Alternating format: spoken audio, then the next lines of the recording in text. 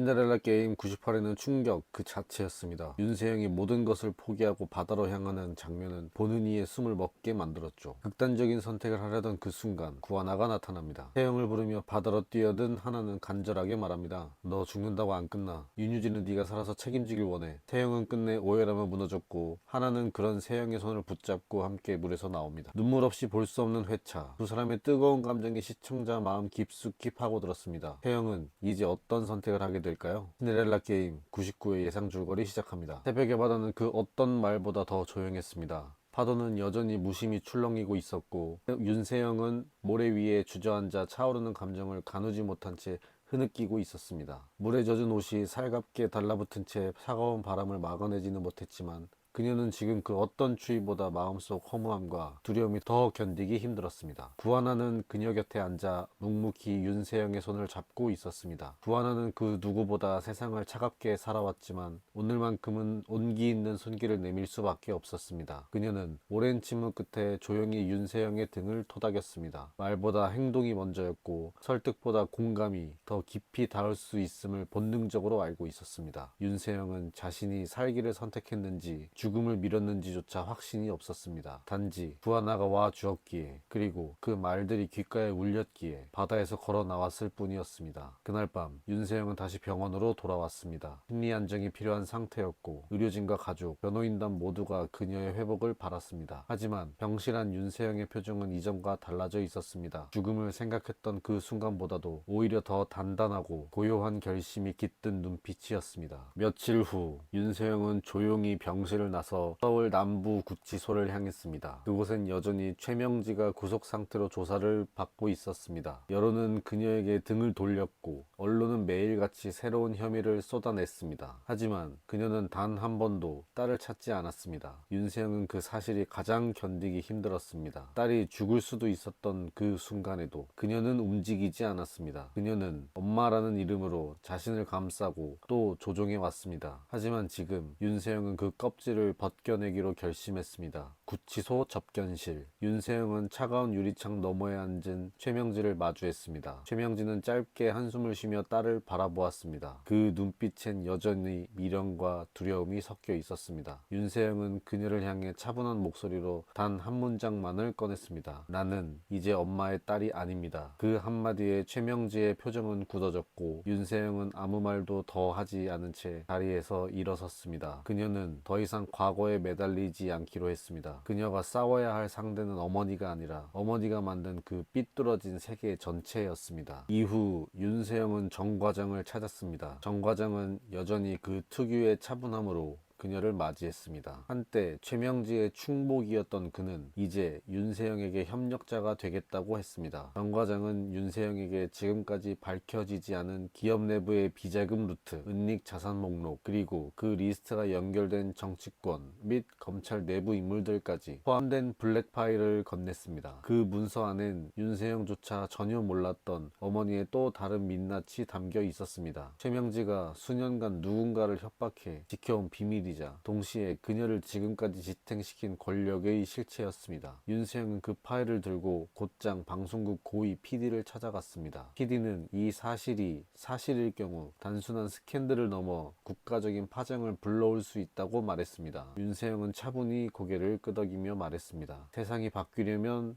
누군가는 진실을 드러내야 한다고, 그리고 자신이 바로 그 역할을 하겠다고 말입니다. 다음날 인터뷰가 생중계로 방송되기 전날 밤 윤세영은 작은 메모 하나를 남기고 구하나를 찾아갔습니다. 구하나는 윤세영의 얼굴을 보는 순간 뭔가 이상함을 느꼈습니다. 윤세영의 눈빛은 슬픔도 두려움도 기대도 아닌 끝의 결심이 담겨 있었습니다. 구하나는 조용히 윤세영에게 다가가 그녀의 팔을 붙잡았습니다. 윤세영은 작은 미소를 지으며 손을 맞잡았고 구하나에게 조용히 말했습니다. 지금 이 순간 자신이 해야 할 일을 알고 있다고, 그리고 자신은 이 일을 끝낸 뒤에야 진짜 다시 살아갈 수 있다고 말했습니다. 결국 방송은 예정대로 진행되었습니다. 윤세영은 카메라 앞에 앉아 떨림 없이 이야기를 시작했습니다. 그녀는 자신이 지금까지 속아온 진실, 어머니의 죄, 그리고 그 뒤에 숨은 권력자들의 실체를 낱낱이 드러냈습니다. 그 방송은 곧 SNS를 통해 폭발적으로 퍼져나갔고 언론과 검찰, 시민단체가 동시에 들고 일어섰습니다. 기득권은 무너지고 있었고 윤세영은 어느새 그 무너짐의 한가운데 서 있었습니다. 하지만 그녀의 얼굴엔 한 점 후회도